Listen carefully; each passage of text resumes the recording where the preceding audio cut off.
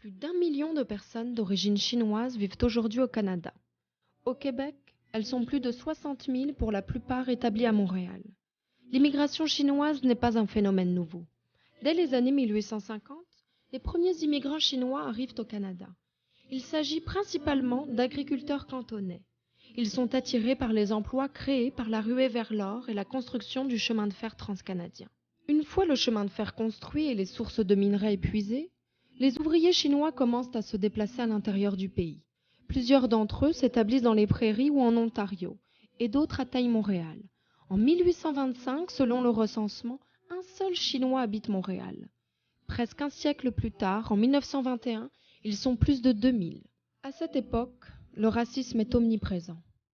Dès 1885, le gouvernement canadien impose une taxe d'entrée, la Head Tax, à tout Chinois qui désire immigrer au pays. En 1923, une nouvelle loi empêche complètement l'immigration chinoise, la loi d'exclusion.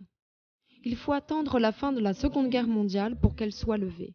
Et ce n'est que dans les années 1960 que l'immigration chinoise prend son essor. Aujourd'hui, les Montréalais d'origine chinoise sont bien différents de leurs prédécesseurs. Certains sont nés ici, d'autres sont originaires de Hong Kong, de Taïwan, de Madagascar ou de la Chine continentale. Ils ne s'établissent plus dans le quartier chinois, mais plutôt sur l'ensemble du territoire montréalais et dans les banlieues. Les nouveaux arrivants sont souvent hautement scolarisés et ils se font rapidement une place sur le marché du travail. Bref, les Chinois de Montréal font bel et bien partie intégrante de la société actuelle. Ils ont participé et participent toujours à son développement. L'histoire personnelle de chacun d'entre eux est unique et elle mérite d'être entendue. C'est l'objectif principal du projet Enquête d'histoire. Je m'appelle Jim Beaulieu. Je suis né le 1er octobre 71. Je suis né à Tallinn, nord-est de la Chine, une ville au bord de la mer. Daphné Marion Vinet, je suis née le 18 mai 1979 à Montréal. Je m'appelle Priscilla Chen. Je suis née 13 février 1981 et je suis née à Taïwan, à Taipei, Taïwan. Je m'appelle Rita Waitak-Yu. Je suis née en 1982, le 22 mars. Je suis née à Hong Kong.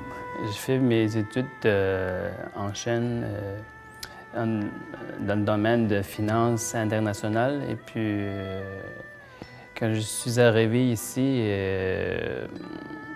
à ce moment-là, il n'y avait aucune connaissance de français. C'est ça que j'ai pris une décision d'apprendre la langue française. J'ai grandi à Montréal, dans le quartier Myland. Puis après ça, je suis allée au cégep à Montréal aussi. J'ai habité un petit peu à l'extérieur de Montréal, dans les Laurentides. Je suis revenue, puis j'ai commencé un bac en études est-asiatiques. Puis c'est là d'où mon début d'intérêt pour l'Asie. Puis après ça, ça s'est concrétisé vers une maîtrise sur l'Asie aussi et la Chine. J'ai déménagé aux États-Unis quand j'avais 17 ans et je suis à Montréal depuis 2003. À Montréal, j'ai fait ma maîtrise en sciences politiques et avant, j'ai étudié la communication et la communication politique. Oui, et la politique toujours m'intéresse beaucoup. J'ai immigré ici à cause que c'est une décision de mes parents. Ils pensent que c'est mieux pour nous en éducation parce qu'en Hong Kong, on a un système qui est très différent qu'ici.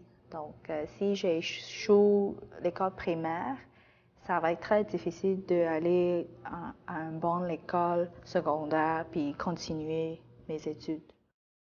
Enquête d'histoire permet à l'ensemble des Montréalais de mieux connaître les Chinois de Montréal. Notre approche est unique. Plutôt que de nous intéresser aux événements historiques, aux dates ou aux chiffres, nous donnons la parole aux individus. Ce sont les histoires individuelles qui sont au cœur de ce projet.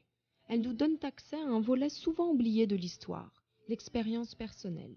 Quoi de mieux qu'une histoire vécue pour faire comprendre à quelqu'un l'expérience de l'immigration, l'arrivée dans une nouvelle ville, l'apprentissage d'une nouvelle langue, l'adaptation à une nouvelle culture.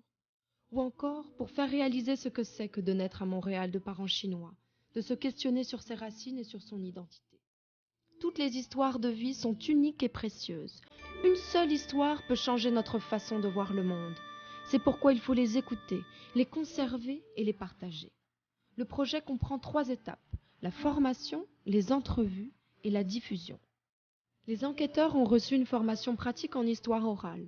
Ils ont appris à concevoir des questionnaires, à réaliser des entrevues et à maîtriser le matériel technique.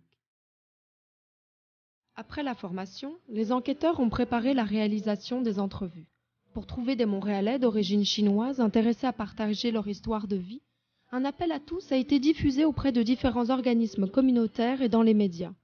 Des dizaines de personnes ont été contactées et plusieurs ont accepté de nous raconter leur histoire. L'histoire chronologique, pour moi, on la connaît, là, je veux dire, elle est là, mais les gens qui ont fait partie de cette histoire-là, leur perception sur l'histoire, on les connaît très peu. Donc, je trouve que justement, ce projet-là s'imbrique très bien là-dedans là, pour aller faire un penchant avec l'histoire plus théorique qu'on connaîtrait là, en temps normal. C'est vraiment de se pencher sur les individus qui ont fomenté l'histoire, finalement, qui l'ont créée, qui en ont fait partie. T'sais. Il y a 36 provinces, 36 langues dialectales. Et alors que mon mari ne comprenait rien. Hein. Alors en ce moment-là, je pense que je vais me marier avec un homme qui ne parle ni notre langue. Ma belle-sœur a dit, hey, ma auntie, c'est bien de trouver un homme assez handsome, assez bien, puis gentil, mais sauf qu'il ne parle pas notre langue. Notre langue, marqué, il est chinois, mais il ne parle pas notre langue. Monsieur Dick Chen, il a vécu les choses que j'ai appris dans le textbook, dans le texte à l'école. C'est comme, par exemple, le Shanghai pendant les années 30. C'est comme les choses j'ai appris juste dans les livres. Et ça c'est, je trouve que c'est quelque chose d'incroyable parce que et pour lui, c'est son enfance. I with my sister. Once Japan's come, everybody adult they run away to hiding. We stay home. Japanese come. We near the wall, stand there. Japanese, bang, bang, bang, shooting. But they are not shooting us. They're shooting dog.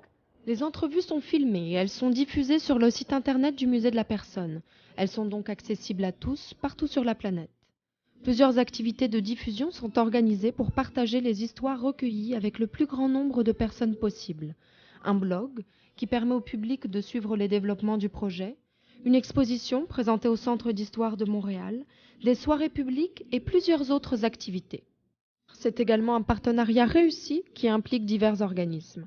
Le Musée de la Personne, le Centre d'histoire de Montréal, le ministère de l'Immigration et des communautés culturelles du Québec, le Centre communautaire et culturel chinois de Montréal, le Laboratoire d'histoire orale de l'Université Concordia, le groupe Nouvelle Voix.